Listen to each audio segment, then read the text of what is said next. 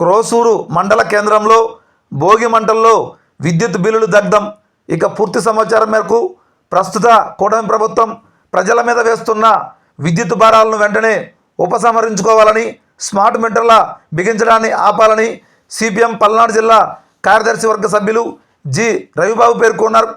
విద్యుత్ భారాలను వెంటనే స్మార్ట్ మీటర్లు బిగించడం నిరసిస్తూ సోమవారం సాయంత్రం 5 గంటల సమయంలో క్రోసూరు మండల కేంద్రంలోని వివిధ సెంటర్లలో భోగి మంటల్లో విద్యుత్ బిల్లులను దగ్ధం చేయడం జరిగింది.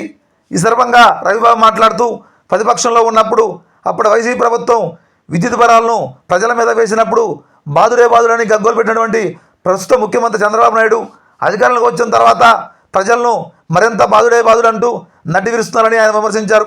ఈ నెలలోనే వచ్చిన బిల్లులను పరిశీలిస్తే వాడుకున్నది సగం అయితే పాత బకాయిల పేరుతో వేసిన భారాలు సగం ఉన్నాయని ఆయన తెలిపారు. అలానే కార్యక్రమంలో పలువురు నాయకులు తదితరులు పాల్గొనడం జరిగింది.